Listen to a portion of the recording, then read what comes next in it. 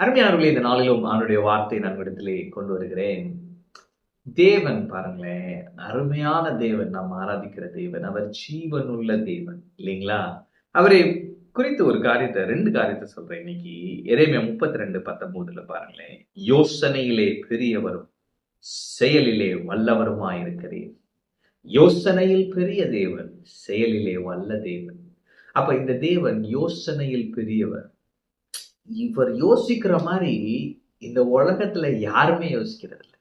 அப்படிப்பட்ட பெரிய தேவனை தான் நீங்கள் ஆராதித்துக் கொண்டிருக்கிறீர்கள். ஆமென். அப்ப யோசனையில் பெரிய தேவன். அப்ப இவருடைய யோசனை எல்லாம் வித்தியாசமா இருக்கு. அதனால சொன்னாரு, என் நினைவுகள் உங்கள் நினைவுகள் அல்ல. அப்ப நம்ம யோசிக்கிறது ஒரு மாதிரி இருக்கு, அவர் யோசிக்கிறது ஒரு மாதிரி வேற ஆங்கிள் இருக்கு. பாருங்க, பயந்துட்டு இருக்கான். நான் பயப்படுகிறவன் நினைக்கிறான் கிதியன். ஆனா ஆண்டவர் அவனை பார்த்து சொன்னார், பராக்கிரமசாலியே, யோசனைகளில் பெரியவர் இல்லையா? யோசனையில் பெரியவர். அப்ப அவருடைய தாட்ஸே வித்தியாசமா இருக்கு. அதனாலதான் என் நினைவுகள் உன் நினைவுகள் அல்லன்னு சொல்றாரு. இன்னைக்கு ஆண்டவர் சொல்றாரு, எப்பா யோசனையில் பெரியவர்.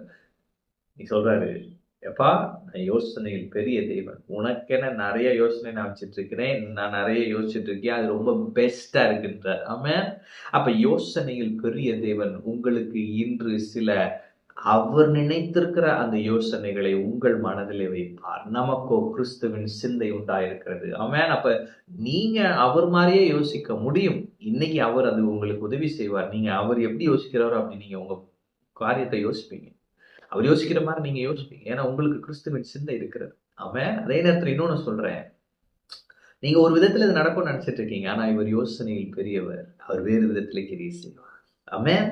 அடுத்து என்ன போட்டிருக்குன்னா, செயல்களிலே வல்லவருமாயிருக்கிறீர். இவர் ஒர்க் பண்ண ஆரம்பிச்சுட்டா அதுல பாத்தீங்கன்னா இவர் தான் எக்ஸ்பர்ட், இவர் தான் எல்லாம், இவர் தான் வல்லவர். ஆமென். தன் ஜனங்களை வெளியே கொண்டு வரணும்னு பிளான் பண்ணிட்டாரு. எப்படிலாம் கொண்டு வந்தார் நீங்க படிச்சு பாருங்க. சிவந்த சமுத்திரத்தை 2 பிளந்துட்டார், பாதை அமைத்துட்டார். இது யாரால முடியும்? செயல்களிலே வல்லவர். அழகா வெட்டாந்தரையில நடத்துறாருங்க. முழு பார்வோன் சேனை துரத்திட்டு வருது. அது அப்படியே கடல்ல மூழ்கடிக்கிறாரு. எகிப்தியரின் பிரேதங்களை இஸ்ரவேலர் கண்டார்கள். அப்ப இவர் செயல்களிலே வல்ல தேவன் இல்லையா? வல்லமையான காரியங்களை செய்கிற தேவன். இன்னொரு இடத்துல பாக்குறோம், யோசுவா யுத்தம் பண்ண போறாரு. ரொம்ப டைம் ஆயிட்டு இருக்கு, என்ன பண்றது தெரியல. டக்குன்னு என்ன பண்றாரு, வானத்துல இருந்து கல்மலை கரெக்டா எதிரி மேலேயே விழுகுது. இங்கிட்டு இவங்க அடிக்கிறாங்க, இவங்க மேல கல்மலை விழுகல, எதிரி மேல விழுகுது. கர்த்தர் செயல்களிலே வல்லவர். அவன் அப்ப இன்னைக்கு அவர் சொல்றாரு, எப்பா செயல்களிலே வல்லவர், உனக்காக நான் கிரியை செய்றேன்.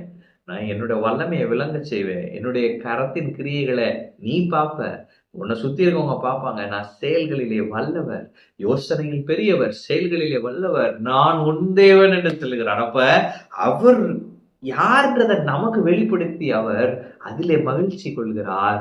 இன்றைக்கு அவர் யார் என்பதை நாம் அறிந்து கொண்டால் நாமும் அவரில் மகிழ்ச்சியா இருப்போம்.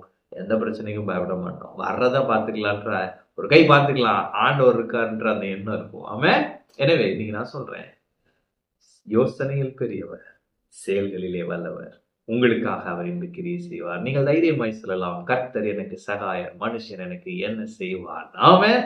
அவர் உங்களை விட்டு விலகுவதும் இல்லை, உங்களை கைவிடுவதும் இல்லை. இன்று ஒரு அற்புதத்தை செய்வார். ஆமென். கர்த்தர் உங்களோடு இருக்கிறார். கர்த்தர் உங்களை ஆசீர்வதிப்பார்.